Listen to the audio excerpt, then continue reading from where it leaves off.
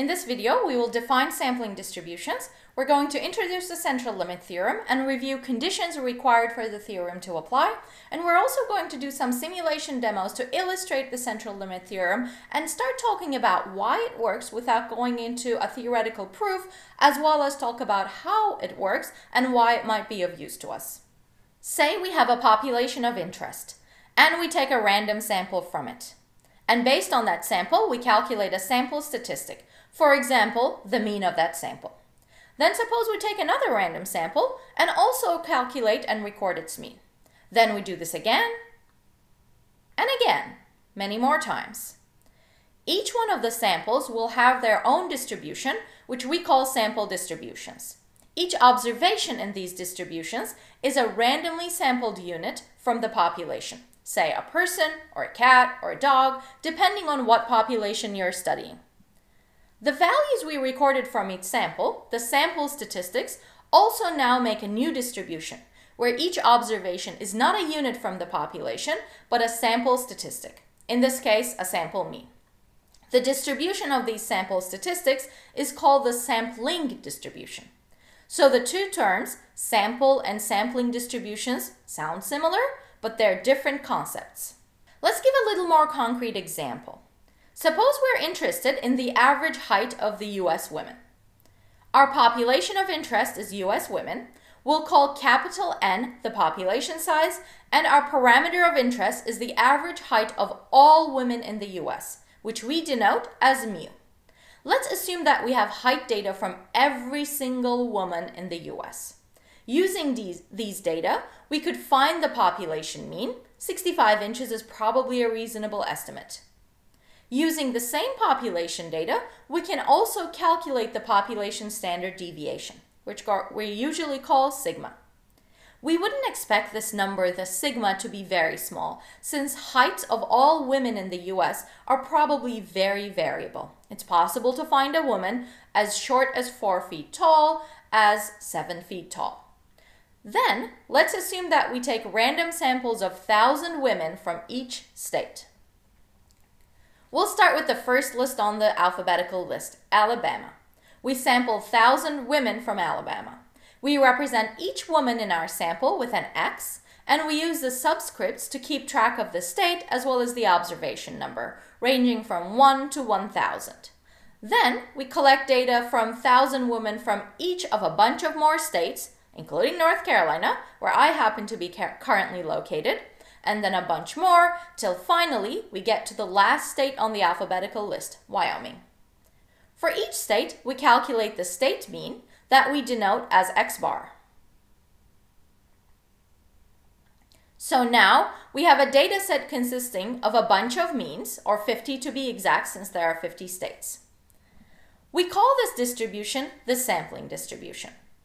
The mean of the sample means will probably be around the true population mean, roughly 65 inches as well. The standard deviation of the sample means will probably be much lower than the population standard deviation, since we would expect the average height for each state to be pretty close to one another. For example, we wouldn't expect to find a state where the average height of a random sample of 1,000 women is as low as 4 feet or as high as 7 feet. We call the standard deviation of the sample means the standard error. In fact, as the sample size n increases, the standard error will decrease. The fewer women we sample from each state, the more variable we would expect the sample means to be. Next, we're going to illustrate what we were just talking about in terms of sampling distributions, their shapes, centers, and spreads using an applet that simulates a bunch of sampling distributions for us, given certain parameters of the population distribution and its shape. If you would like to also play along with us, you can follow the URL on the screen. Let's start with the default case of a normal distribution for the population with mean 0 and standard deviation 20. Let's take samples of, say, size 45 from this population, and what we can see here is that each one of these dot plots show us one sample of 45 observations from the normal population. we can see that the centers of each one of these samples is close to 0, though not exactly 0. And we can also see that the sample mean varies from one sample to another. Since these are random samples from the population, each time we reach out to the population and grab 45 observations, we may not be getting the same sample. In fact, we will not be getting the same sample. And therefore, the X bars for each sample are slightly different. The standard deviations of each one of these samples should be roughly equal to the population standard deviation because, after all, each one of these samples are simply a subset of our population. We have illustrated 8 of the first samples here, but we are actually taking 200 samples from the population. We can make this a very large number, say 1,000 samples from the population. And what we have at the very bottom is basically our sampling distribution. Each one of the sample means, once calculated, get dropped to the lower plot. And what we're seeing here is a distribution of sample means. Since we saw that the sample means had some variability among them, the sampling distribution basically illustrates for us what this variability looks like. The sampling distribution, as we expected, is looking just like the population distribution, so nearly normal. And the center of the sampling distribution, so that is the mean of the means, is close to the true population mean of 0. However, one big difference between our population distribution up top and our sampling distribution at the bottom is the spread of these distributions. The sampling distribution at the bottom is much skinnier than the population distribution up top. And if you think about it, while the standard deviation of the population distribution is 20, the standard error, so the standard deviation of the sample means, is only 2.93. The reason for this is that while individual observations can be very variable, it is unlikely that sample means are going to be very variable. So if we want to decrease the variability of the sample means, what that means is you're taking samples that have more consistent means. In order to do that, we would want to increase our sample size. Let's say that we increase our sample size to all the way to 500. All right? So what we have here is, again, our same population distribution. Here we're seeing the first 8 of the 1,000 samples being taken from the population. The distributions look much more dense here because we simply have more observations. So each one of these samples represent a sample from the population of 500 observations. And we can also see that the means are, again, variable, but let's check to see if they're as variable as before. The curve is indeed skinnier, so the higher the sample size of each sample that you're taking from the population, the less variable the means of those samples. And indeed, we can see it graphically looking at the curve, and we can see it numerically looking at the value of the standard error. Now is finally time to introduce the central limit theorem. In fact, the central limit theorem says that the sampling distribution of the mean, distribution of sample means from many samples, is nearly normal, centered at the population mean, with standard error equal to the population standard deviation divided by the square root of the sample size. Note that this is called the central limit theorem because it's central to much of the statistical inference theory. So the central limit theorem tells us about the shape, which it says that it's going to be nearly normal, the center, which it says that the sampling distribution is going to be centered at the population mean, and the spread of the sampling distribution, which we measure using the standard error. If sigma is unknown, which is often the case, remember sigma is the population standard deviation, and oftentimes we don't have access to the entire population to calculate this number, we use S, the sample standard deviation, to estimate the standard error. So that would be the standard deviation of one sample that we happen to have at hand. In the earlier demo, the simulation, we talked about taking many samples, but if you're running a study, as you can imagine, you would only take one sample. So that's the standard deviation of that sample that we would use as our best guess for the population standard deviation. So it wasn't a coincidence that the sampling distribution we saw earlier was symmetric, and centered at the true population mean, and that as n increased, the sample size increased, the standard error decreased. We won't go through a detailed proof of why the standard error is equal to sigma over square root of n, but understanding the inverse relationship between them is very important. As the sample size increases, we would expect samples to yield more consistent sample means, hence the variability among the sample means would be lower, which results in a lower standard error. Certain conditions must be met for the central limit theorem to apply. The first one is independence. Sampled observations must be independent, and this is very difficult to verify, but it is more likely if we have used random sampling or assignment, depending on whether we have an observational study where we're sampling from the population randomly, or we have an experiment where we're randomly assigning experimental units to various treatments, and if sampling without replacement, the sample size n is less than 10% of the population. So we've previously mentioned we love large samples, and now we're saying that, well, we don't exactly want them to be very large. We're going to talk about why this is the case in a moment. The other condition is related to the sample size or skew. Either the population distribution is normal, or if the population distribution is skewed or we have no idea what it looks like, the sample size is large. According to the central limit theorem, if the population distribution is normal, the sampling distribution will also be nearly normal, regardless of the sample size. We illustrated this earlier when we were working with the applet, where we looked at a sample size of 45 as well as a sample size of 500, and in both instances, the sampling distribution was nearly normal. However, if the population distribution is not normal, the more skewed the population distribution, the larger sample size we need for the central limit theorem to apply. For moderately skewed distributions, n greater than 30 is a widely used rule of thumb that we're going to make use of often in this course as well. This distribution of the population is also something very difficult to verify because we often do not know what the population looks like. That's why we're doing this investigation in the first place.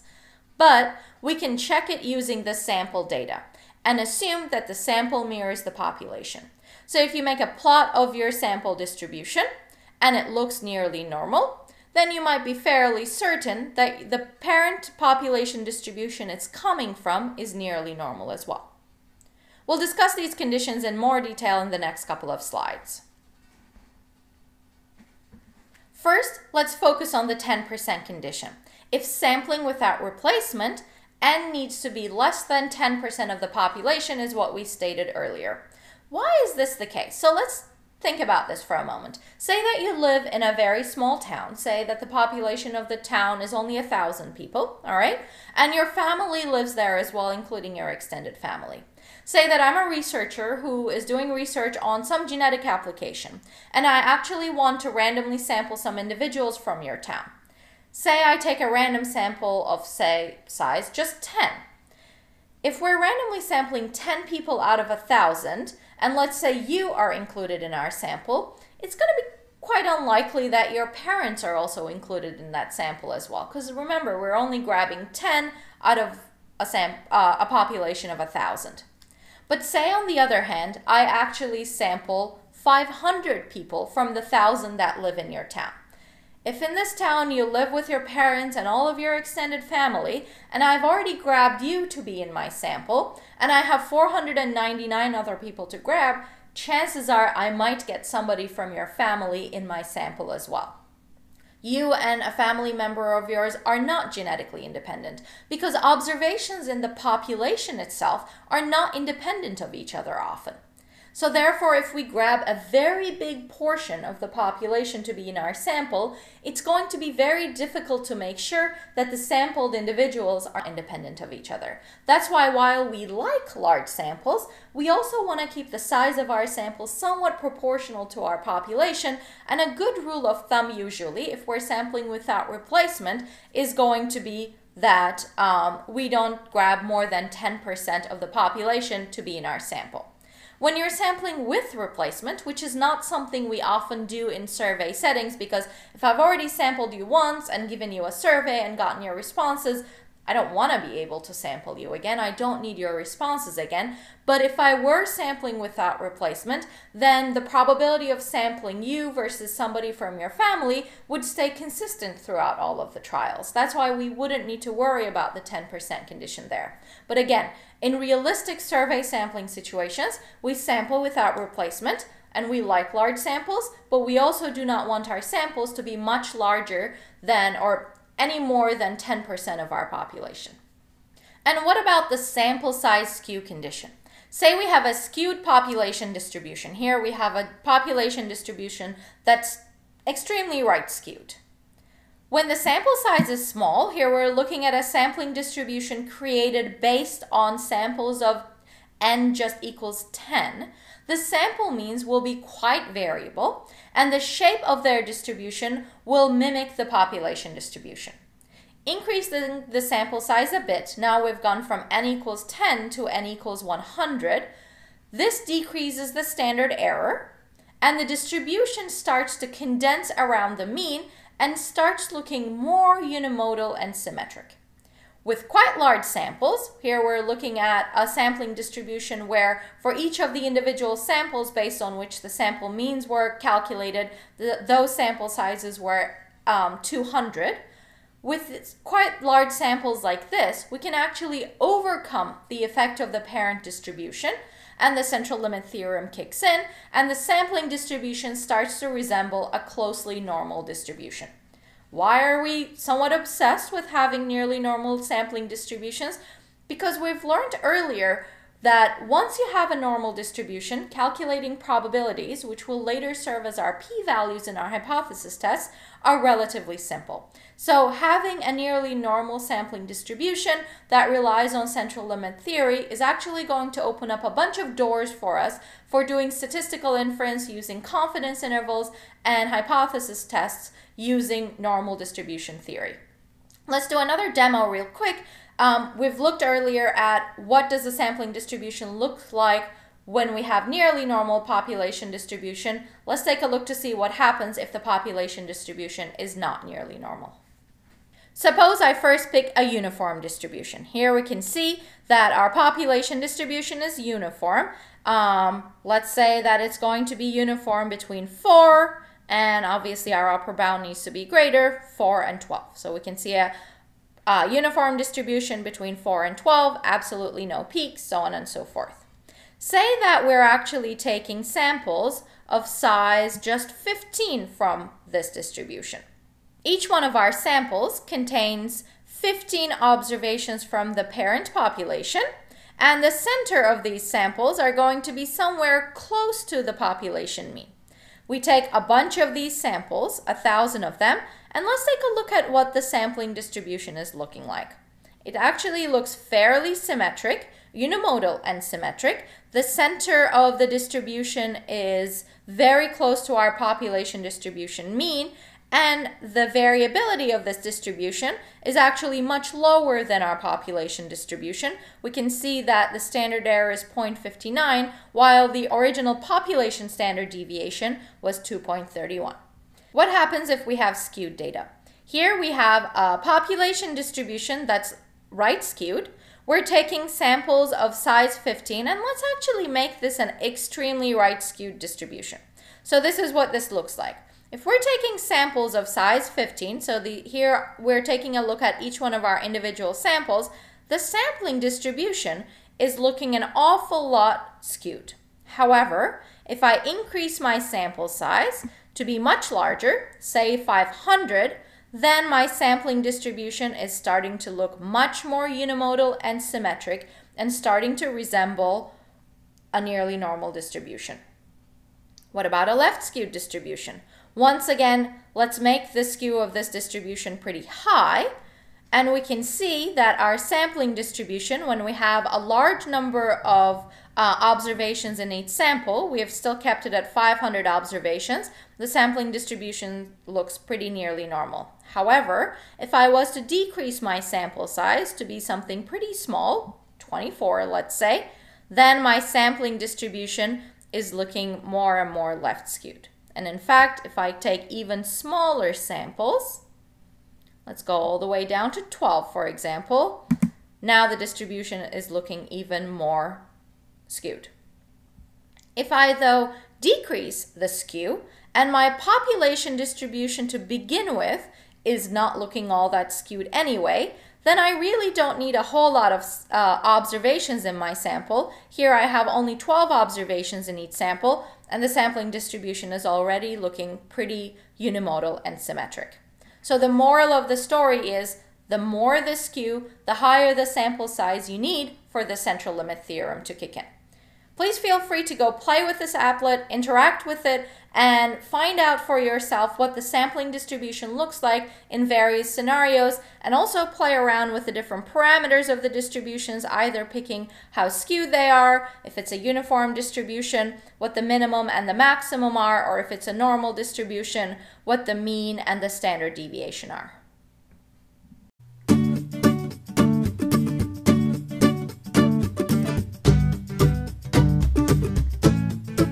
Suppose my iPod has 3,000 songs. The histogram below shows the distribution of the lengths of these songs. We also know that, for this iPod, the mean length is 3.45 minutes and the standard deviation is 1.63 minutes. Calculate the probability that a randomly selected song lasts more than 5 minutes. Here we're looking for the probability of one randomly selected song lasting more than 5 minutes. This is the same thing as saying among all the population of songs on this iPod, what percentage of them last more than 5 minutes? This should be a pretty simple question to calculate, and lately what we've been doing was to calculate z-scores and use those to find probabilities. If that's your instinct here though, you should not follow it. Because remember that we can use z-scores and the associated normal probabilities only if the distribution we're working with is nearly normal. And taking a look at the distribution of songs here, they certainly are not. The distribution of the lengths of all of these songs on the iPod is indeed right skewed.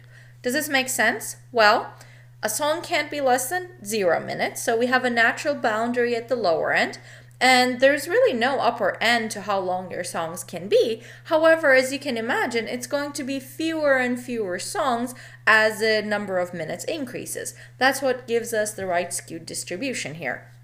So, we've confirmed that the population distribution makes sense, but we've also said that the methods that we've learned most recently for calculating these probabilities don't apply here. Does this mean we can't answer this question though? No. We can actually use the histogram and the heights of the bars to estimate what percentage of songs fall between, let's say, 4 and 5 minutes, 5 and 6 minutes, 6 and 7, so on and so forth, and use those to calculate this probability. So here we're interested in everything above 5 minutes. This will require eyeballing the heights of these bars. It looks like there are roughly 350 songs that last between 5 and 6 minutes, 100 between 6 and 7 minutes, 25 between 7 and 8 minutes. I'm kind of making these numbers up, but I'm making an educated guess here. So your estimates might be slightly off, but should be within this range.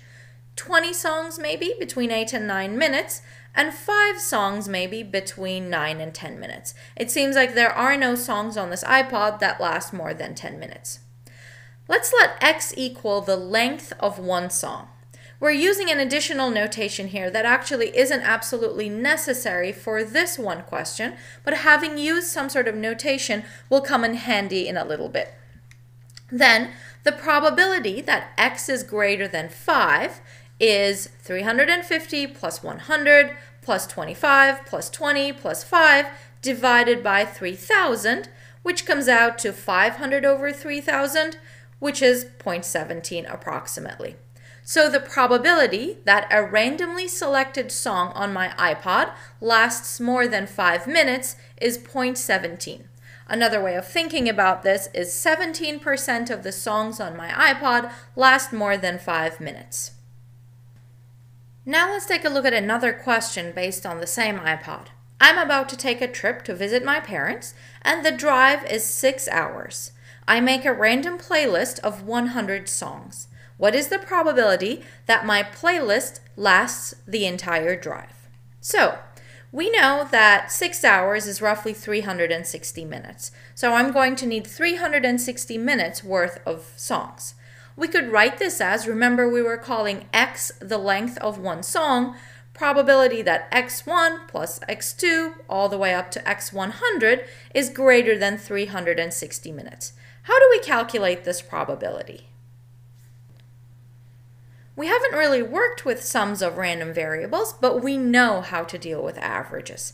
This is equivalent to the average length of 100 songs being greater than 360 divided by 100, 3.6 minutes. So we want the average length to be greater than 3.6 minutes. Remember, this is not the same thing as every single song being more than 3.6 minutes, because that would give me a very, very long playlist. That would tell me that the minimum length of that playlist would be 360 minutes. I just want the total to be greater than 360 minutes to last me the entire drive. Now that we have introduced the x-bar, the sample mean, that should remind us that the central limit theorem might be helpful. Because using the central limit theorem, we can find the distribution of the sample mean pretty easily.